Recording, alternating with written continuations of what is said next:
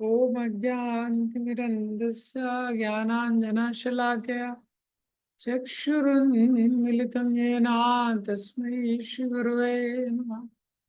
नमो विष्णुपादाय कृष्णपृष्ठाय भूतले श्रीमते भक्तिवेदान्त स्वामीति नाम। नमस्ते सरस्वते देवे गौरवाणी प्रचारिणे निर्विशेष शून्यवादी पाश्चात्य देश तारिणी। नमो महावदन्याय कृष्ण प्रेम प्रदायते कृष्णाय कृष्ण चैतन्य नामिने गौरत्षे नमः। हे कृष्ण करुणा सिंधु दीनबंधु जगतपते गोपेश गोपिका कांत श्री राधा कांत नमस्ते। तप्त कांचन गौरांगी श्री राधे वृंदावनेश्वरी शुभानुसुते देवी प्रणमामि हरिप्रिये। वाञ्छाकल्पतरुभ्यश्च कृपा सिन्धुभ्येव च पतितानां पावनेभ्यो वैष्णवेभ्यो नमो नमः। जय श्री कृष्ण चैतन्य प्रभु नित्यानंद श्री अद्वैत गदाधर शिवासादि गौर भक्तवृंद। हरे कृष्णा कृष्णा कृष्णा हरे हरे हरे रामो राम राम हरे हरे कृष्ण। तो कल हम लोगों ने 2.7 और 2.8 ये श्लोक देखा था।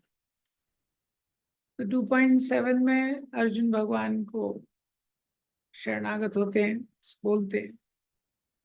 2.7 में बोलते हैं कार्पण्य दोषोपहता स्वभाव पृच्छामि त्वां धर्म सम्मूढ़ चेता शिष्यस्तेऽहं शाधि मां तां प्रपन्ने यत्श्रेयं निश्चितं ब्रूहि तन्मे।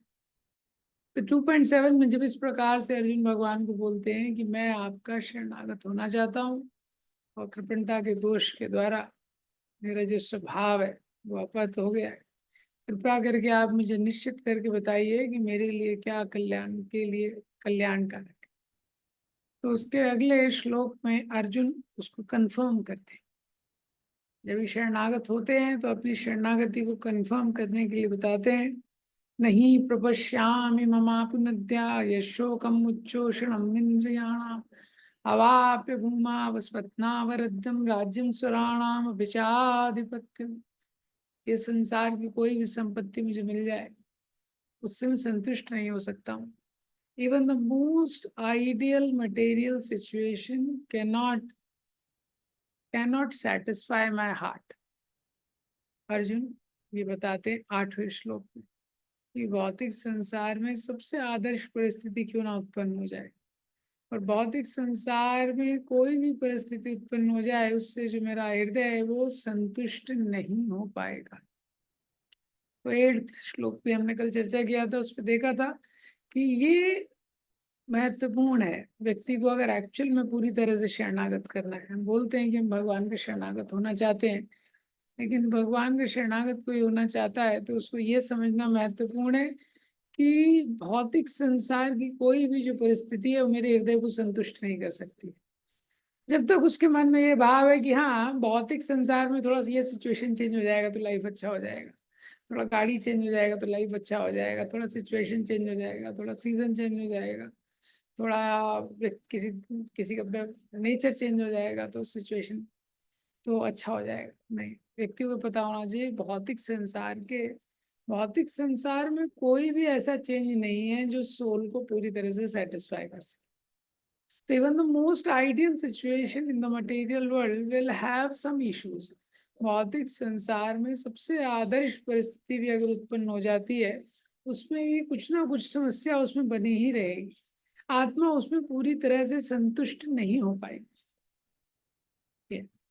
तो ये भौतिक संसार का स्वभाव है। इसलिए हम शास्त्रों में देखते हैं दशरथ महाराज हैं, पूरी पृथ्वी के राजा हैं और अयोध्या का जो साम्राज्य है स्वर्ग से ज्यादा भी ऐश्वर्यशाली है, लेकिन आ जाता है थोड़े टाइम बाद, उनको कोई पुत्र नहीं है। लेकिन हाँ, हर व्यक्ति के लाइफ में कुछ ना कुछ बट आ जाता है। तो मटेरियल वर्ल्ड में हमेशा ऐसा बना रहता है, कोई भी परिस्थिति आ जाए। तो 2.8 में अर्जुन बताते हैं कि कोई भी मटेरियल सिचुएशन में सेटिस्फाई नहीं कर सकते। फिर ये बोलने के बाद अर्जुन ने क्या किया, ये संजय बताते हैं 9वें श्लोक में। संजय उवाच एवमुक्त्वा ऋषिकेशं गुडाकेशः परन्तप नायोत्सेति गोविन्दम् उक्त्वा तूष्णीं बभूवः। तो अगले श्लोक में संजय बताते हैं कि इस प्रकार से बोलने के बाद, किस प्रकार से, जो 8th श्लोक में बोला है, एवं उक्त्वा ऋषिकेश, इस प्रकार से बोलने के बाद, किससे, ऋषिकेश से, भगवान से इस प्रकार से बोलने के बाद, गुड़ाकेशा परंतप, अर्जुन के लिए दो एडजेक्टिव यहाँ पे यूज किए जा रहे हैं, जो गुड़ाकेश है और परंतप है। ना योत्सेति गोविंदा, मैं युद्ध नहीं करूंगा, गोविंदा मैं युद्ध नहीं करूंगा, उक्त्वा, इस प्रकार से बोल के तूष्णीम, चुप हो गए, बबूवा। तो ये जो 9th श्लोक है, दो एडजेक्टिव यूज किए भगवान के लिए, ऋषिकेश और गोविंदा, और दो एडजेक्टिव यूज किए हैं अर्जुन के लिए, परंतपा और गुड़ाकेश। तो ऐसे अर्जुन जो परंतप है, परंतप मतलब चेस्टाइजर ऑफ एनिमी, जो युद्ध में शत्रुओं का दमन करने वाले, शत्रुओं को प्रताड़ित करने वाले, ऐसे अर्जुन जिन्होंने नींद पे विजय प्राप्त कर ली, तो वो बोल रहे हैं मैं युद्ध नहीं करूंगा। हाँ, हे गोविंदा, गोविंदा मतलब जो सबकी इंद्रियों को आनंद देते हैं, और ऋषिकेशा जो सबकी इंद्रियों को नियंत्रण करते हैं, वो बोल रहे हैं मैं युद्ध नहीं करूंगा। हाँ, तो अभी देखिएगा थोड़ा इसमें चेंज हो गया, ट्विस्ट हो गया। अभी एक तरीके से अर्जुन क्यों बोल रहे हैं कि मैं युद्ध नहीं करूंगा, क्योंकि अर्जुन बहुत ही रिस्पॉन्सिबल व्यक्ति है। अर्जुन का चरित्र ऐसा है कि वो डर के कारण ये नहीं बोल रहे हैं कि मैं युद्ध नहीं करूंगा, लेकिन युद्ध में क्या हो सकता है वो श्योर नहीं है कि युद्ध करना बेस्ट ऑप्शन है कि नहीं। हाँ, क्योंकि कोई भी जिम्मेदार व्यक्ति है, कोई भी क्रिया करता है, निश्चित करता है कि हाँ ये क्रिया से सबका कल्याण होगा। तो जो सर्जन है, उसको किसी व्यक्ति का ऑपरेशन करना है, ऑपरेशन में एम्पुटेशन करना है, ऑपरेशन मतलब ऐसा है किसी अंग को काटना है, वही तरीका है, क्योंकि वो उसका जो शरीर का अंग है खराब हो चुका है, कैंसरस हो चुका है, उसको नहीं काटेगा तो पूरा शरीर जाएगा। लेकिन सर्जरी बड़ी है तो वो पहले इंश्योर करेगा, यहाँ सर्जरी के बाद अगर ये व्यक्ति बच सकता है, बहुत ध्यान, पहले ही विल रिकंसिडर वापस से। इसलिए अर्जुन रिकंसिडर कर रहे हैं, बहुत हेजिटेशन है उनको। ये तो क्या कैलकुलेट कर रहे हैं अर्जुन, कॉस्ट ऑफ फाइटिंग और कॉस्ट ऑफ नॉट फाइटिंग, इन दोनों के बीच में तुलना कर रहे हैं। हाँ, कि क्या ज्यादा अच्छा रहेगा, इस तरीके से। और इसी के कारण वो बार बार कंफ्यूज हो जा रहे हैं, बार बार अर्जुन कंफ्यूज हो जा रहे हैं, और इतना ज्यादा सोच रहे हैं कि युद्ध करेंगे तो क्या होगा, युद्ध करेंगे तो क्या होगा। हाँ, अब इतना ज्यादा सोच रहे हैं कि कुछ कर ही नहीं पा रहे हैं। कई बार व्यक्ति बहुत ज्यादा सोचने लगता है जब, तो एक्शन करने में उसको और दिक्कत हो जाता है। हाँ, तो इतना ज्यादा सोचने के कारण उसका एक्शन जो है ब्लॉक हो गया है अर्जुन का। हाँ, तो बैटल में भी, आर्मी में भी सेइंग है कि द आर्मी में क्या saying, the wars are won in the general stand. युद्ध कहाँ जिए जाते हैं, जनरल के टेंट में। First place where we lose the war is in thinking. सबसे पहले थिंकिंग में, पहले थिंकिंग में वॉर जीतता है या हारता है व्यक्ति।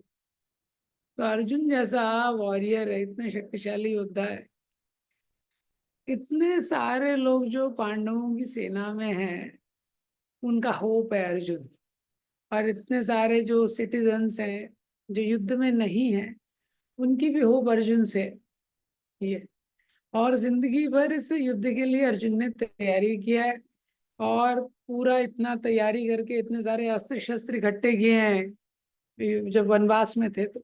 ये, लेकिन यहाँ युद्ध होने के पहले ही अर्जुन हार गए। एक भी, अभी तो एक भी बाण छोड़ा नहीं गया है, एक भी बाण अभी तक किसी ने छोड़ा नहीं है। ये, अभी केवल शंख बजे, कैसे हार गए? थिंकिंग के द्वारा, विचारों के द्वारा। तो सबसे पहले व्यक्ति का माइंड स्ट्रांग रहना चाहिए, तभी एक्सटर्नल बैटल हैंडल कर सकता है।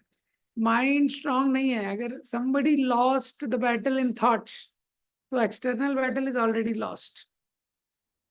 तो अगर थॉट्स में हार गया तो एक्सटर्नल बैटल तो डेफिनेटली हार ही जाएगा ये। और माइंड का नेचर कैसा है, बहुत एक्सट्रीम में जाता है। तो अर्जुन जब युद्ध के बारे में सोच रहे हैं तो उनके माइंड में बहुत एक्सट्रीम थॉट्स आ रहे हैं। तो पहले अध्याय में अर्जुन ने अपने थॉट्स बताए। तो अर्जुन को लग रहा है अभी युद्ध होगा तो सारे एल्डर लोग मारे जाएंगे, सारे एल्डर लोग मारे जाएंगे तो क्या होगा, कुल धर्म का नाश हो जाएगा।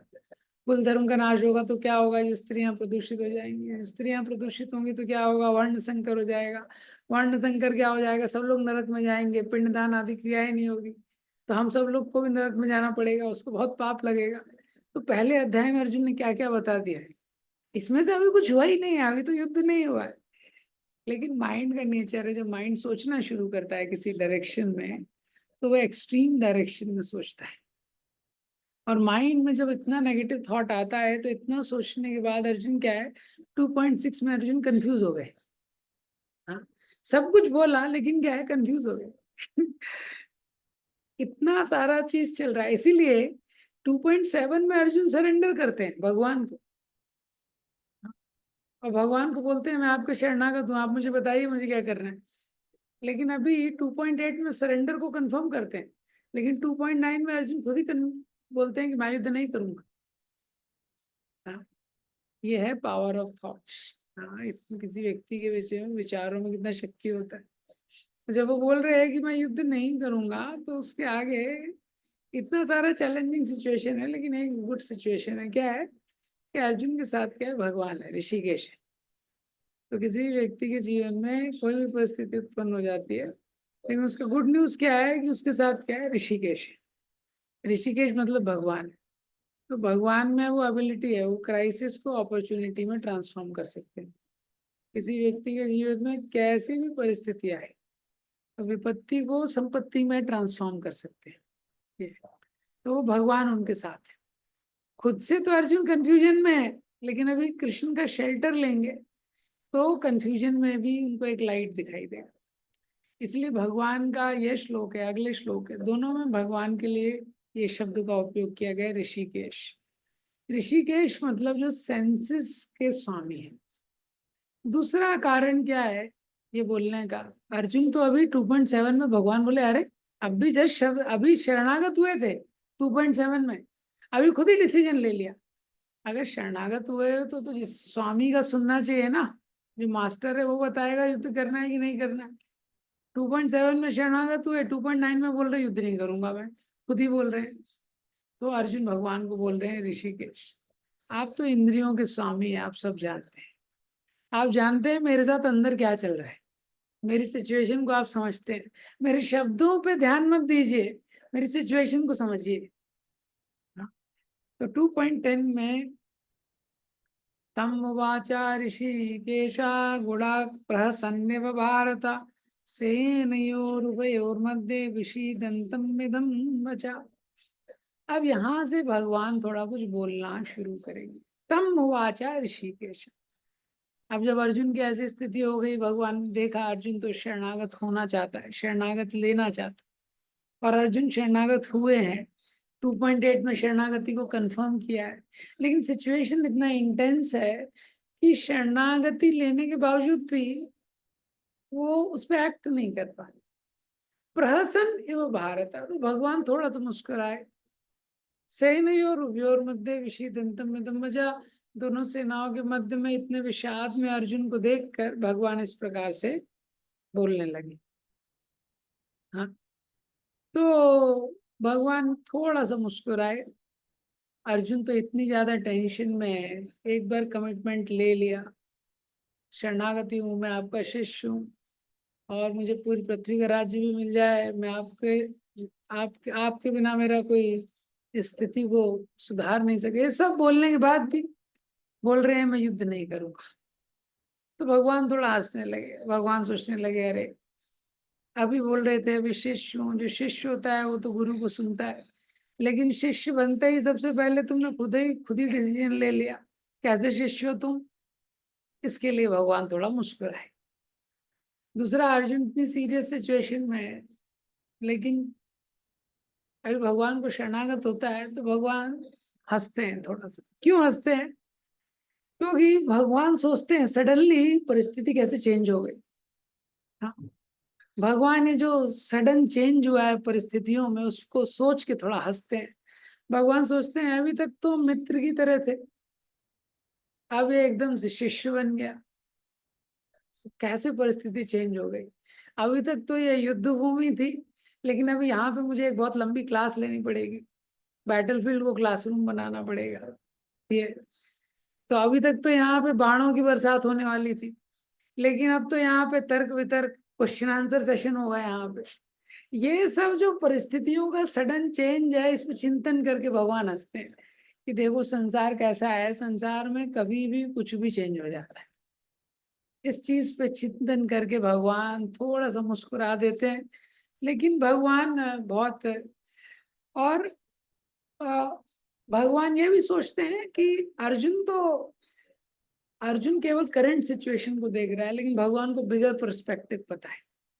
इसलिए भगवान के लिए चीज इतनी सीरियस नहीं है जो अर्जुन के लिए सीरियस है, इसलिए भी थोड़ा हंसते हैं। लेकिन भगवान बहुत सेंसिटिव पर्सनैलिटी है, इस संसार में बहुत सेंसिटिव पर्सनैलिटी है भगवान। तो भगवान अर्जुन पे हंस नहीं रहे हैं, एकदम मुंह खोल के ऐसे धाड़ के नहीं हंस रहे हैं। प्रहसन, प्रहसन मीन्स इट्स भगवान के दांत भी नहीं दिख रहे हैं, ऐसी स्माइल है, बहुत माइल्ड स्माइल है, प्रहसन ने वो भारत। तो भगवान थोड़ा सा हंसते हैं, अपने हंसी को भी रोक लेते हैं। क्यों? क्योंकि भगवान को पता है जो सिचुएशन है कितना गंभीर है, उस प्रकार से। तो भगवान सोचते हैं कि अभी क्या करना चाहिए। तो अर्जुन ने शरणागति ली थी, लेकिन शरणागति ली है लेकिन बिना डिस्कशन के डिसीजन ले लिया। लेकिन फिर भी भगवान ऋषिकेश हैं, वो कभी मिसअंडरस्टैंड नहीं करते। इस संसार में हम में से कोई और व्यक्ति होगा तो मिसअंडरस्टैंड कर लेगा, लेकिन भगवान का ये स्वभाव है, वो किसी व्यक्ति को कभी भी मिसअंडरस्टैंड नहीं करते। वो एग्जैक्टली जानते हैं कि किस जीव के हृदय में क्या चल रहा है। ये तो वो अर्जुन के शब्दों को नहीं सुन रहे हैं, अर्जुन के विचारों को पढ़ रहे हैं। हाँ, शब्दों में गलतियां हो जाती है कई बार, लेकिन विचारों में गलतियां नहीं होती है। तो इसीलिए जो भगवान होते हैं वो साधक के शब्दों को नहीं सुनते हैं, उसके भाव को देखते हैं। भाव में दोष नहीं होता। तो शब्दों में इस बार यह संसार में टंग तो कंट्रोल में रहती नहीं है, किसी भी व्यक्ति के मुंह से कुछ भी निकल जाता है, लेकिन उसका भाव कुछ और रहता है कई बार। लेकिन संसार में लोग नहीं समझ पाते, लेकिन भगवान समझ जाते हैं। ये इस संसार में हम शास्त्रों में देखते हैं बार बार इस प्रकार की स्थिति आती है कि संसार के बड़े बड़े जो लोकपाल हैं, इंद्र आदि देवता हैं, ये भी ऐसी परिस्थिति में आ जाते हैं, उनको समझ नहीं आता क्या करना है। और जब उनको समझ नहीं आता है क्या करना है तो भगवान के साथ जाते हैं, भगवान के पास जाते हैं, क्षीर सागर के वहां भगवान से प्रार्थना करते हैं। और जब भगवान से प्रार्थना करते हैं तो भगवान, ज्यादातर तो मैसेज आता है उनको, भगवान दर्शन नहीं देते। और कभी जब भगवान दर्शन देते हैं तो भगवान आते हैं, सबसे पहले मुस्कुराते हैं। क्यों? क्योंकि भगवान को पता है कि बड़ी पिक्चर क्या है, भगवान को पता है कि क्या होने वाला है। So Krishna knows what is going to happen and Krishna knows what is best. इसलिए बोलते हैं we don't know what the future holds, but a devotee knows who is holding the future. हम भक्त हैं, हमको पता नहीं है कि भविष्य में क्या है, लेकिन हमको ये पता है भविष्य किसके हाथ में। ये हमको पता है कि हम भविष्य किसके हाथ में है। इसीलिए कोई भी परिस्थिति होती है जीवन में, भक्त का एक स्वभाव है कि वो भगवान की ओर मुड़ता है। ये वो बार बार भगवान की ओर मुड़ता है, ये उसका स्वभाव। जब अर्जुन और दुर्योधन, जब युद्ध का समय आया तो दुर्योधन की जो पुत्री थी उसका विवाह भी भगवान के पुत्र के साथ हुआ था, तो बहुत घनिष्ठ संबंध था कृष्ण से। दुर्योधन का भी फैमिली रिलेशन था। और अर्जुन जो थे, तो अर्जुन, कुंती महारानी भी बुआ थी भगवान की, तो अर्जुन का भी संबंध था। तो दोनों लोग युद्ध में सहायता मांगने के लिए गए भगवान के पास। जब दोनों लोग गए द्वारका में सहायता मांगने के लिए, तो भगवान विश्राम कर रहे थे। तो दुर्योधन ने देखा भगवान सो रहे थे, भगवान के सर के पास एक चेयर रखी थी। तो दुर्योधन वहां जाके बैठ गया सर के पास। चरणों के पास बैठना चाहिए था, लेकिन दुर्योधन ने सोचा समधी हैं हम लोग, समधी मतलब समान स्थिति है मेरी भी, समान हो गए, तो सर के पास बैठ गया। कुछ समय बाद अर्जुन आते हैं। जब अर्जुन आते हैं तो अर्जुन आते हैं भगवान को शयन करते हुए देखते हैं। तो कुछ समय तक तो भगवान के मुखारविंद का दर्शन ही करते रहते हैं अर्जुन। भगवान का मुखारविंद इतना सुंदर है। अब उसका दर्शन करने के बाद फिर भगवान अर्जुन भगवान के पाद संवाहन करने लगते, भगवान के चरण दबाने लगते। हाँ, तो थोड़े समय बाद भगवान का नींद खुलती है। वैसे तो भगवान हमेशा जगे रहते हैं, लेकिन फिर भी जैसे ही अर्जुन को देखते हैं बड़े प्रसन्न हो जाते हैं। अर्जुन से पूछते हैं कैसे हो, कैसे आना हुआ, कब आए, ये सब बात करते हैं। उतने में दुर्योधन बोलता है मैं आया हूँ, मैं भी आया हूँ। हाँ, भगवान बोलते हैं अरे अच्छा आप भी आए हैं। बोलते मैं पहले आया हूँ इससे। भगवान बोलते हैं अच्छा क्या प्रयोजन है। दोनों लोग बताते हैं हम तो युद्ध में सहायता मांगने आए हैं। भगवान बोलते हैं देखो लेकिन नीति का तो नियम यही है कि छोटे का अधिकार पहले। किसी भी चीज को देना है तो छोटे का अधिकार पहले है। अर्जुन छोटा है और मेरी दृष्टि भी अर्जुन की पहले पड़ी है, तो अर्जुन को पहले दूंगा। लेकिन क्या है देखो भाई, ये तो दोनों तुम लोगों को मेरे दोनों से मेरा संबंध है, और ये तो घर वाले हो दोनों। तो ऐसा है कि मैं तो युद्ध नहीं करूंगा, युद्ध में कोई अस्त्र शस्त्र नहीं उठाऊंगा। और मेरी लेकिन एक अक्षौहिणी सेना भी है, नारायणी सेना है, बड़ी शक्तिशाली है। तो एक एक और मेरी सेना रहेगी अस्त्र शस्त्र के साथ, और दूसरी ओर मैं रहूंगा बिना अस्त्र शस्त्र के। अब बोलते हैं अर्जुन ऐसा करो तुम पहले चुन लो क्या चाहिए तुमको। तो बिना एक क्षण का विलंब किए अर्जुन बोलते हैं हमको तो आप ही चाहिए। दुर्योधन का तो हृदय एकदम धक धक कर रहा था कहीं ये सेना ना मांग ले। हाँ, बिना अस्त्र शस्त्र के क्या करूंगा मैं, इसका नहीं आएगा। सेना मिलेगी तभी कुछ काम, गाड़ी आगे बढ़ेगा। नारायणी सेना मिलेगी वेपन्स के साथ, एकदम आर्टिलरी के साथ। हाँ, तो जैसे ही अर्जुन ने कृष्ण को मांगा दुर्योधन ने बोला मूर्ख आदमी। हाँ, तो दुर्योधन ने बोला ठीक है सेनापति को बता दीजिए। सेनापति से मिले दुर्योधन, सेना को लेके चले गए प्रसन्न मन के साथ। भगवान ने अर्जुन से बोला अरे युद्ध करना है, सैनिकों की आवश्यकता है, सेना की आवश्यकता है, मुझे क्यों चुन लिया। अर्जुन ने बोला हमने तो जीवन भर आपको ही चुना है, हमने तो जीवन में यही सीखा है आपको ही चुना है। मुझे युद्ध नहीं, मुझे विजय प्राप्त नहीं करनी है, ना ही मुझे राज्य प्राप्त करना है, मुझे तो आपको ही प्राप्त करना है। बाकी आपको जैसा करवाना है वैसा करवाइए।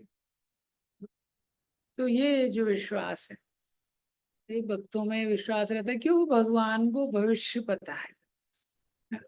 भक्त को ये नहीं पता है कि भविष्य में क्या है, लेकिन उसको ये पता है भविष्य किसके हाथ में है, ये पता है। इसलिए वो भगवान का ही शरण लेता है। बार बार भगवान ने ये सिद्धांत दिखाया है कि अक्षय पात्र का जो लीला है, उस लीला में आ, जो द्रौपदी है भोजन कर चुकी है और भगवान आते हैं। सबसे पहले दुर्वासा मुनि आते हैं, 60,000 शिष्यों के साथ हैं। दुर्वासा मुनि युधिष्ठिर महाराज को बोलते हैं आज आपके यहाँ भोजन करेंगे।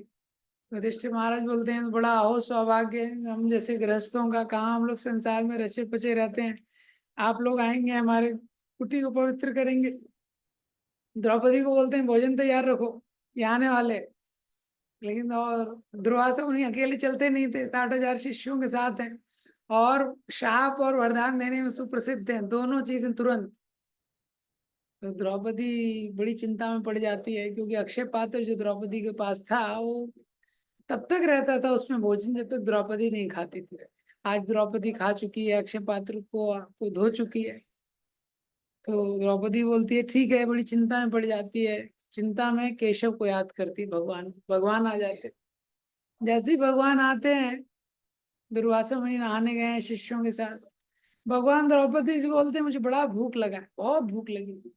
द्रौपदी रोने लगती है। दुर्वासा मुनि के श्राप से ज्यादा कष्ट होता है द्रौपदी को कि मैं भगवान की सेवा नहीं कर पा रही। जब द्रौपदी रोने लगती है, भगवान बोलते हैं अरे कुछ तो होगा, जो भी पात्र में थोड़ा सा है ले आओ। द्रौपदी बोलती है नहीं, एकदम साफ है, कुछ भी नहीं है उसमें। भगवान बोलते हैं पात्र लेके आओ। पात्र लेके आती है, उसमें शाक का टुकड़ा होता है, उसको खा लेते हैं। भगवान भीम को बोलते हैं जाओ दुर्वासा मुनि को लेके आओ। हाँ, और जाते समय बोलते हैं गदा लेके जाना साथ में। तो भीम जाते हैं अपना गदा लेके, चिल्लाने लगते हैं दुर्वासा मुनि कहाँ है, दुर्वासा मुनि आइए, भोजन तैयार है। दुर्वासा मुनि शिष्यों के साथ आइए, भोजन तैयार। और यहाँ दुर्वासा मुनि स्नान कर रहे हैं नदी के बीच में। जैसे ही भगवान एक शाक का टुकड़ा खाते हैं, यस्मिन तुष्टे जगत तुष्टम, भगवान संतुष्ट होते हैं, पूरी दुनिया संतुष्ट हो जाती है। जैसे ही भगवान संतुष्ट होते हैं, दुर्वासा मुनि सारे लोगों को डकार आने लगती है, वहां पे संतुष्ट हो जाते हैं। ऐसा लगता है कि गले तक आकंठ भोजन कर लिया है, ऐसा फीलिंग आता है उनको सबको। और दुर्वासा मुनि सोचते हैं अरे भीम आ रहा है, इन लोगों ने 60,000 लोगों का भोजन बनाया होगा और भीम गदा लेके आ रहा है। अगर हम लोग नहीं खाए भोजन, क्या हमारी स्थिति होगी। वो भागने लगते हैं वहां से। तो अभी ये भीम को विश्वास था, भगवान बोल रहे हैं जाके बुला के लेके आओ, तो वो चले गए। कोई भोजन के लिए कोई सिलेंडर नहीं दिख रहा है वहां पे, कोई पतीले नहीं दिख रहे हैं, कोई गैस नहीं दिख रहा है। 60,000 लोगों का भोजन होगा तो बड़ा विस्तृत अरेंजमेंट होगा, कुछ भी नहीं दिख रहा है। केवल भगवान ने बोला ना, भगवान ने ये बताया कि वो सब लोग संतुष्ट हो चुके हैं। लेकिन भीम को विश्वास था, भगवान बोल रहे हैं कुछ इसमें होगा। तो भगवान भविष्य को जानते हैं। इसी तरह जब पांडवों को खांडव प्रस्थ मिल रहा था, लेने के लिए तैयार नहीं थे। हाँ, भीम आदि लोगों ने बोला युद्ध करेंगे, खांडव प्रस्थ क्या मजाक कर रहे हैं कि हम लोगों के साथ, ऐसी बंजर भूमि है, वहां कोई रहने भी नहीं जाएगा, कुछ भी नहीं होगा। भगवान ने बोला नहीं, इसको ले लो, हस्तिनापुर में रहोगे। यहाँ पे निरंतर ये लोग षड्यंत्र कर रहे हैं कि कैसे तुम लोगों को मारना है। हाँ, और यहाँ पे राज्य है लेकिन स्वतंत्रता नहीं है, कुछ नहीं कर पाओगे। खांडव प्रस्थ जो है वो भूमि बंजर है लेकिन स्वतंत्रता है, और बंजर भूमि में भी प्रयास करके उसको अच्छा बनाया जा सकता है। भगवान के बोलने पे उन्होंने ले लिया, और खांडव प्रस्थ को भगवान ने इंद्रप्रस्थ बना दिया। क्यों? भगवान भविष्य को जानते हैं, भगवान भविष्य को जानते हैं। इसलिए जब भी भगवान की ओर व्यक्ति मुड़ता है तो जो बेस्ट है वो होता है। वो बेस्ट क्या है वो कोई नहीं जानता है भगवान के अलावा। तो इसीलिए भगवान यहाँ पे मुस्कुरा रहे हैं। उसके बाद 11वें श्लोक से भगवान अर्जुन को बोलना शुरू करते हैं। हाँ, तो 11वें श्लोक से भगवान का पहला इंस्ट्रक्शन है। इससे पहले ही भगवान ने बोला है, पहले अध्याय में एक दो शब्द बोले हैं, देखो अर्जुन। हाँ, दूसरे अध्याय में भगवान ने 2.2 2.3 श्लोक बोले हैं। कुतस्त्वा कश्मलमिदं विश्वे समुपस्थितम्, और अनार्जुष्ट माँ स्वर्ग माँ कीर्तिकरम् अर्जुनम्। और न तत्त्वयि उपपद्यते क्लैब्यम मासम गवा पार्थ न तत्त्वयि उपपद्यते। ये दो श्लोक बोले हैं, 2.2 2.3 भी बोला है। लेकिन ये सब पेप टॉक है, भगवान ने जस्ट एनकरेज करने के लिए बोला है। इंस्ट्रक्टिव जो इंस्ट्रक्शंस है वो 2.11 से बोलना शुरू करते हैं, उससे पहले कोई इंस्ट्रक्शन नहीं दिया। हाँ, अभी तक भगवान अर्जुन के साथ एक फ्रेंड की तरह डील कर रहे थे, स्पिरिचुअल मास्टर की तरह जो डीलिंग करेंगे वो इंस्ट्रक्शन 11वें श्लोक से। अशोचयन्नन् घोषचस्तम प्राज्ञा वादांश भाषसे गतासूंसा गतासूंसा नानुशोचन्ति पंडिता। तो भगवान बोल रहे हैं सबसे पहले अशोचयन् अनघोषचस्तम प्राज्ञा वादांश भाषसे गतासून आगतासूंसा नानुशोचन्ति पंडिता। अशोचयन अनवोसचस्त, अशोचयन जो शोक करने योग्य नहीं है, अनवोसचस्तम उस पर तुम शोक कर रहे हो। प्रज्ञा वादांश भाष्य से, प्रज्ञा मीन्स बुद्धिमान, वादांश बुद्धिमान लोगों की भाषा बोल रहे हो। गतासून अगतासून, गतासून आसून मीन लाइफ है, गतासून जिससे लाइफ एयर यानी प्राणवायु चला गया है, यानी जिसकी मृत्यु हो गई है। आगतासून जिसकी मृत्यु नहीं हुई है। नानु शोचंती पंडिता, जो पंडित लोग होते हैं शोक नहीं करते हैं, जो जीवित है अमृत है उसके लिए। तो यहाँ पे भगवान अर्जुन को बोल रहे हैं, थोड़ा डांट रहे हैं समझा रहे हैं। सबसे पहला चीज बोल रहे हैं शोक मत करो। ये भगवान का गीता में पहला और लास्ट उपदेश है। इसी तरह जो लास्ट इंस्ट्रक्टिव वर्स है भगवान का गीता में, वो क्या है?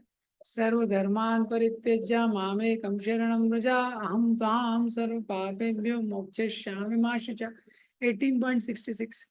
इसके बाद भी भगवान कुछ श्लोक बोलते हैं। जैसे अर्जुन से पूछते हैं, कश्चित् दे तत्श्रुतं पार्थ त्वय्येकाग्रेण चेतसा। हे पार्थ, तुमने ध्यान से सुना ना? कच्चित मोहन नष्ट, तुम्हारा मोह नष्ट हुआ ना? ये पूछते हैं। लेकिन ये कन्वर्सेशन वाला श्लोक है। जो इंस्ट्रक्टिव श्लोक है लास्ट, वो क्या है? सर्वधर्मान परित्यज्य। तो उसमें भी भगवान बोलते हैं माँ शुचा, तुम शोक मत करो। तो भगवान ने गीता के शुरू में, गीता के एंड में ये कंक्लूसिव मैसेज दिया है लिविंग एंटिटी को कि शोक मत करो। हाँ, ये संसार शोक से भरा हुआ है। इस संसार में हर व्यक्ति शोक कर रहा है। हाँ, और शोक कर करके इतने आंसू एक व्यक्ति ने बहाए हैं, इसलिए वो आता है कि जब भगवान की हंसी को व्यक्ति देखता है, हासम हरे रवनता अखिल लोक तीव्रा शोकाशु सागर विशोषणम मत्तुदारम। हासर हरे अवनता अखिल लोक तीव्रा। भगवान की हंसी को जब जीवात्मा संसार में देखता है, हाँ, तो शोक अश्रु सागर में हर जीव ने इस संसार में शोक में इतने आंसू बहाए हैं जिससे एक सागर बन जाएगा। लेकिन जब भगवान की मुस्कान का दर्शन होता है तो क्या होता है? शोकों का वो जो सागर है वो सूख जाता है। तो इसीलिए भगवान बोल रहे हैं संसार में शोक मत करो। हाँ, शोक करने से कुछ होगा नहीं। ये क्यों हो गया, वो क्यों हो गया, ऐसा क्यों हो गया, वैसा क्यों हो गया, शोक करने से कुछ भी नहीं होगा। ये तो दूसरा चीज भगवान अर्जुन को बोल रहे हैं, प्रज्ञावादांश भाष्य से। तुम बुद्धिमान लोगों की भाषा बोल रहे हो। मतलब भगवान बोल रहे तुम बुद्धिमान नहीं हो, तुमने श्लोक याद कर लिए हैं। छोटा बच्चा होता है ना, जैसे इस्कॉन में भी जैसे कुछ छोटे बच्चे होते हैं, वो श्लोक याद, माता पिता बोलते हैं बेटा बोलो, श्लोक बोलो, तो बोलना शुरू करता है। नहीं नोस्मिन यतादे है कौमार, उसको मतलब पता है क्या उसका? मतलब नहीं पता है। श्लोक याद कर लिया उसने। श्लोक का कंपटीशन होता है ना, तो उस बच्चों को याद कराते हैं। तो जो श्लोका बोलेंगे वो बोलना शुरू कर देंगे बच्चे, लेकिन उसको मतलब नहीं पता है उसका। इसी तरह भगवान बोल रहे हैं तुम क्या बोल रहे हो, तुमको मतलब पता है? हाँ, बुद्धिमानों की भाषा बोल रहे हो। जैसे तोता होता है किसी के घर में, वो सुन लेता है, जो सुन लेता है वो रिपीट करने लगता है। तो तोते की तरह तुम बोल रहे हो। प्रज्ञा वादांश भाषी से, वर्ड्स ऑफ वाइस, बुद्धिमानों की भाषा बोल रहे हो, पर तुम बुद्धिमान नहीं हो। ये भगवान बताना चाह रहे हैं। क्योंकि वास्तव में अगर तुम बुद्धिमान होते तो बुद्धिमान लोगों का लक्षण है, कोई जीवित व्यक्ति है, कोई मृत व्यक्ति है, उसके लिए वो लोग शोक नहीं करते। उनको तो पता है सबका मृत्यु होना है, तो वो लोग उसके लिए शोक नहीं करते। ये तो बुद्धिमानों का तुम भाषा बोल रहे हो। तो यहाँ भगवान बताना चाहते हैं कि हाँ, बुद्धिमानों की भाषा बोलना और बुद्धिमान होना, इसमें अंतर है। श्लोक बोलना और श्लोक पे जीवन यापन करना, इसमें अंतर है। प्रभुपा जी के पास एक व्यक्ति आया, और पहले ऐसे बहुत लोग होते थे, अभी भी लोग हैं, तो उसमें वो 48 मिनट में पूरा गीता रिसाइट कर सकता था, पूरे गीता के 700 श्लोक। वो डिवोटीज बड़े इंप्रेस हो गए, उसको प्रभुपा जी से मिलाने लेके आए। उसने बोला हुआ है स्वामी जी 48 मिनट में पूरा गीता बोल सकते। प्रभुपा जी ने बोला 1 मिनट भी जी सकते हैं क्या? हाँ, 48 मिनट में पूरा गीता तो बोल सकते हैं, 1 मिनट भी गीता के ऊपर जी सकते हैं क्या जीवन? ये तो इसमें अंतर है। तो कितना बड़ा डेफिनेशन दिया है एक तरीके से, हाँ, पंडित का। नानु शोचंती पंडिता। पंडित धीर व्यक्ति है, मृत और जीवित व्यक्ति पे वो शोक नहीं करता है। बुद्धिमानों के जैसे तुम शब्द बोल रहे हो, ये क्यों बोल रहे हैं भगवान? क्योंकि अर्जुन ने पहले श्लोक, पहले अध्याय में जो जो बोला है, कोई मूर्ख व्यक्ति नहीं बोलेगा। बुद्धिमान व्यक्ति है वही बोलता है। क्योंकि जो भी अर्जुन ने कारण दिए कि भगवान देखिए युद्ध होगा, तो क्या होगा? युद्ध में जो इतने सारे लोग हैं उनका मृत्यु होगा। तो जब वरिष्ठों का मृत्यु होगा तो क्या होगा? वरिष्ठ लोग ही कुल धर्म का पालन करते हैं परिवार में, तो कुल धर्म का नाश हो जाएगा। अब जब कुल धर्म का नाश हो जाएगा तो क्या होगा? जो कुल की जो स्त्रियां हैं वो प्रदूषित हो जाएंगी, कुल की स्त्रियां प्रदूषित होंगी तो क्या होगा, वर्ण संकर उत्पन्न होगा। वर्ण संकर से जो उत्पन्न संतानें होंगी तो पिंडदान आदि कोई क्रियाएं करेंगी नहीं। और जब पिंडदान आदि कोई क्रियाएं करेंगी नहीं तो क्या होगा, सबको नरक में जाना पड़ेगा, हमको भी नरक में जाना पड़ेगा। तो ये बुद्धिमान व्यक्ति बोल सकता है ना अर्जुन, कोई शास्त्र से ही बोल रहे हैं, ऐसा फालतू चीज नहीं बोल रहे हैं। तो इसलिए भगवान अर्जुन को बोल रहे हैं बड़ा बुद्धिमानों की तरह तुम बोल रहे हो, लेकिन तुम बुद्धिमान नहीं हो। इस प्रकार से तो भगवान बोल रहे हैं कि तुम जिस पे शोक कर रहे हो, तुम शोक कर रहे हो कि भीष्म की मृत्यु होगी, द्रोण की मृत्यु होगी, ये, लेकिन मृत्यु तो सबकी होनी है।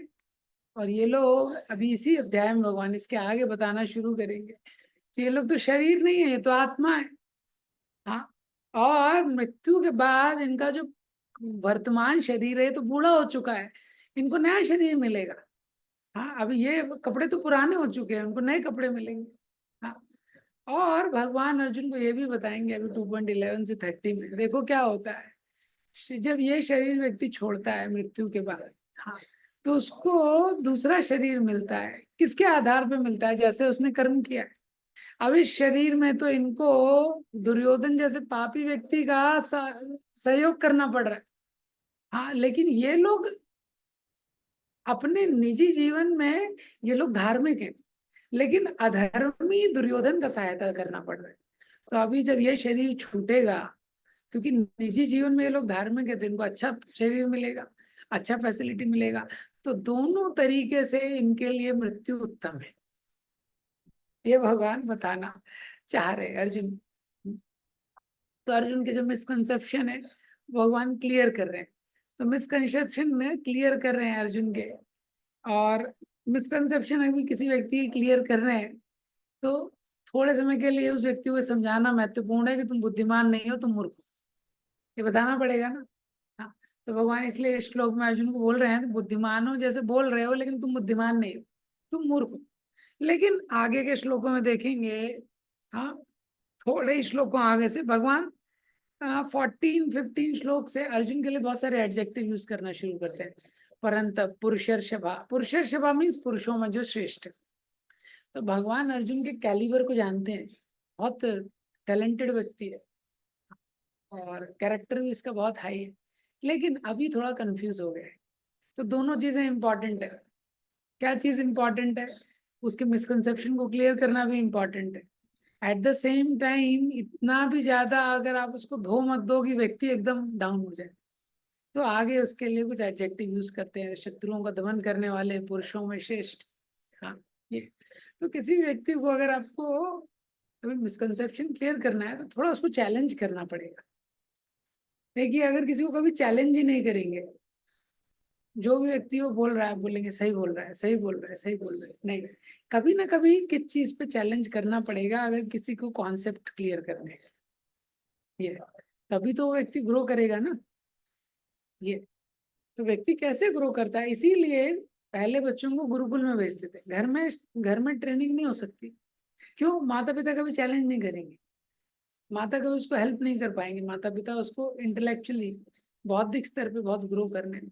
ये, लेकिन क्या होता है, कहीं बाहर जाएगा, गुरुकुल में जाएगा तो गुरुकुल में ट्रेनिंग होती है। कोई जिम में जा रहा है, 20 kg उठा रहा है, 20 kg उठा रहा है, रोज उठा रहा है 20 kg, लेकिन वो उठा सकता है 25 kg। तो अगर 20 kg उठाता रहेगा तो उसकी मसल्स ग्रो नहीं करेंगी, वो तभी स्ट्रांग होगा जब उससे ज्यादा उठाएगा, जितना उठा सकता है उससे थोड़ा ज्यादा उठाएगा। तो अपने आप को जब व्यक्ति चैलेंज करता है फिजिकली, उससे उसकी मसल्स ग्रो होती है। इसी तरह जब हम स्पिरिचुअल लाइफ प्रैक्टिस करते हैं, हमारे कंसेप्शंस हैं, तो जो गुरु हैं या गाइड्स हैं, कोई भी है जो हमारे कंसेप्शंस को थोड़ा चैलेंज करते हैं, तो वहां से जो कंसेप्शन है वो थोड़ा चेंज होना शुरू हो जाते हैं। तो अर्जुन का एक पर्टिकुलर कंसेप्शन है कि धर्म क्या है, सही चीज क्या है करने की। तो उसको लग रहा है कि अहिंसा का पालन करना, अपने रिलेटिव्स के प्रति अहिंसा करना, यही सबसे उत्तम चीज है करने के लिए। हाँ, क्यों इन सबको मारूं, क्यों इस सब में झंझट में पड़ूं, ये, लेकिन भगवान उसके कंसेप्शन को चैलेंज करते हैं यहाँ पे और बताते हैं कि धर्म कौन कौन से स्तर पे होता है, ये पूरी गीता में भगवान उसको बताएंगे कि जो तुम सोच रहे हो धर्म केवल वो नहीं है, धर्म उसके आगे भी बहुत कुछ है। ये, तो ये इसको अर्जुन को भगवान यहाँ से एक्सप्लेन करना शुरू करते हैं। हाँ, तो भगवान बहुत स्पेशल टीचर है। तो कई बार जब भी कोई व्यक्ति कुछ लर्न करता है, वो ढोलक वाला जो टीचर है उसका एग्जाम्पल सुना है ना, दो व्यक्ति होते हैं मृदंगा सीखने जाते हैं टीचर के पास। पहला व्यक्ति जाता है, टीचर से पूछता है तुमको कुछ आता है? बोले नहीं मुझे तो कुछ नहीं आता है। बोले ठीक है आ जाना कल से। महीने की फीस कितनी है? 100 रुपये। 100 रुपये लगे। दूसरा स्टूडेंट जाता है, उससे पूछते हैं तुमको कुछ आता है? बोला हाँ मैंने कुछ इनिशियल बीट्स कुछ सीखा है। बोले ठीक है कल से आ जाना। महीने की फीस? बोले 200 रुपये। बोलता है अरे मेरा पहले वाला स्टूडेंट आया उसको कुछ नहीं आता है, आपने बोला 100 रुपये फीस। मैं आया हूँ और मेरे को इनिशियल बीट आता है, मेरे को आप बोल रहे हो 200 रुपये। बोले हाँ वो जो तुमको पुलाना आता है ना उसको हटाने में 100 रुपये एक्स्ट्रा लगेगा। हाँ, तो लर्निंग बिगिंस विथ अनलर्निंग। हाँ, स्पिरिचुअल लाइफ में क्या होता है, जो लर्निंग होती है वो उसके लिए पहले एक्सेप्ट करना। हम लोग भी जब स्पिरिचुअल लाइफ में आते हैं, कोई भी चीज़ हम सीखना चाहते हैं जनरली संसार में एक्सपर्ट के पास जाते हैं। इंजीनियरिंग पढ़ना था इंजीनियरिंग कॉलेज गया, कोई मेडिकल जिसको पढ़ना था मेडिकल कॉलेज गया, किसी को बिजनेस करना था बिजनेस एक्सपर्ट से पूछेगा। स्पोर्ट्स में भी क्रिकेट में कोच है, वायलिन में कोच है, म्यूजिक के लिए कोच है, हर चीज के लिए कोच है। लेकिन जब आध्यात्मिक चीज का विषय आता है, सब लोगों का अपना एक विचार है आध्यात्मिक चीज के बारे में।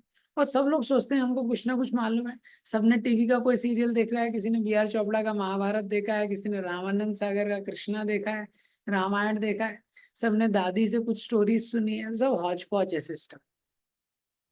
तो इसीलिए गुरु परंपरा में जब हम आते हैं स्पिरिचुअल लाइफ में, हमको कॉन्सेप्ट थोड़ा साइड में रख के समझने की आवश्यकता होती है। हाँ, ऐसा नहीं है कि हमारे कॉन्सेप्ट गलत है, पर हो सकता है कि वो कंप्लीट ना हो सकता है वो कॉन्सेप्ट को कुछ थोड़ा चेंज करने की आवश्यकता हो। तो परंपरा में प्रामाणिक रूप से प्रामाणिक ग्रंथों के द्वारा जब सिस्टमैटिक लर्निंग करते हैं तो एक सही सिद्धांत जो है वो स्थिर होता है। तो अर्जुन भी पहले अध्याय में बोलते हैं अनुसुषमा, मैंने सुना है ऐसा। हाँ, मैं भी अपना मनगढ़ंत नहीं बता रहा हूँ, मैंने ऐसा सुना है कि ऐसे कुल परंपरा का नाश होता है, ये होता है वो होता है। तो भगवान बोलेंगे ठीक है तुमने जो भी सुना है वो ठीक है, लेकिन अब मैं तुमको एक्चुअल चीजें सुनाता हूँ।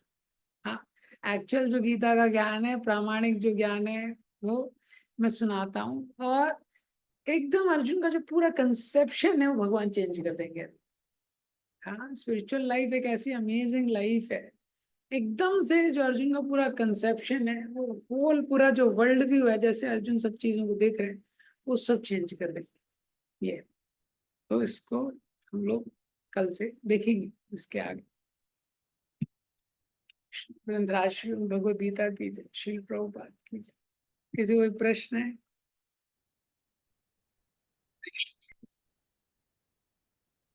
हरे कृष्ण। जी, वंडरफुल क्लास हो रही। तो जी आपने लेक्चर में बोला कि जो द्रौपदी महारानी जी, जो उस समय उनके ऊपर डिस्ट्रेस आई, उस समय उन्होंने सर्विस पे फोकस किया, ना कि उन्होंने डिस्ट्रेस पे फोकस किया। तो ऐसा जो एटीट्यूड है प्रभु जी, वो नो डाउट कि श्रीमती द्रौपदी महारानी बहुत ही हाईली एग्जाल्टेड डिवोटी हैं। बट हम लोग केस में प्रभु जी, हम लोग डिस्ट्रेस के केस में जैसे सर्विस एटीट्यूड को खो देते हैं। तो उस चीज को कैसे अपन लोग डेवलप कर सकते हैं प्रभु जी? तो इसका भी एग्जाम्पल आता है, तो अच्छा क्वेश्चन है। तो द्रौपदी के जीवन में कष्ट आया तो उन्होंने का डिस्ट्रेस, टेंशन वाली सिचुएशन थी, टेंशन पे फोकस नहीं किया, सर्विस एटीट्यूड पे फोकस किया। तो हम लोग कैसे कर सकते हैं? देखिए, परीक्षित महाराज को श्राप मिला, 7 दिन में मृत्यु हो जाएगी। श्रीमद् भागवतम के 19वें स्कंद में वो श्लोक है। परीक्षित महाराज बोलते हैं ससाधु मैंने, परीक्षित महाराज बोलते हैं अच्छा हुआ, अच्छा हुआ मुझे श्राप मिला, अब मैं ये फालतू के राज्य में पड़ा था, मैं इससे मुक्त हो जाऊं। आचार्य बताते हैं इन लोगों ने अपना जीवन ऐसे ही जिया था। जो जीवन में जीता है ना, तो जब कठिन परिस्थिति आती है उसमें वो निकलता है। क्योंकि रोज जब हम रोज स्पिरिचुअल लाइफ प्रैक्टिस करेंगे, रोज जब हम लोग माला का जप करते हैं, रोज भगवान का आश्रय लेते हैं, रोज मंगल आरती करते हैं, रोज भगवान की कुछ सेवा करते हैं, तो हमारे जीन्स में वो सेवा करने की प्रवृत्ति आ जाती है। तो जब कठिन समय आता है तभी भी उसको कर पाते हैं। लेकिन क्या है, अगर रोज नहीं करेंगे, सडनली क्राइसिस आ जाएगा तो डिप्रेशन में चले जाएंगे, वो नहीं कर पाएंगे। तो ये हमेशा करते थे। तो ऐसा नहीं था कि द्रौपदी ने उसी दिन भगवान को पुकारा। वो द्रौपदी और जो पांडव हैं, ये हमेशा भगवान के संग, भगवान को प्रसन्न करने के लिए हमेशा प्रयास करते थे। तो नेचुरली है, विपत्ति आएगा तो उसमें किसको पुकारेंगे? उसी को पुकारेंगे ना जिसको हमेशा पुकारते हैं। तो इसीलिए महत्वपूर्ण है हमारे लिए कि हमेशा हम भगवान का आश्रय लेने का प्रयास करें। तो जब हमेशा भगवान का आश्रय लेने का प्रयास करेंगे तो विपत्ति में भी वही आएगा। तो जो परीक्षित महाराज थे, उन्होंने यही सीखा था, यही उनको ट्रेनिंग मिला था शुरू से। कौन थे? युधिष्ठिर महाराज, अर्जुन के पौत्र। वो अर्जुन जिन्होंने सेना को नहीं चुना, भगवान को चुना। तो ऐसे अर्जुन के पौत्र हैं परीक्षित, तो उनको भी शुरू से वही ट्रेनिंग मिला है। तो क्योंकि वही ट्रेनिंग मिला है, इसीलिए वो कर पा रहे हैं इस पॉइंट। ठीक है। Thank you so much Guruji, thank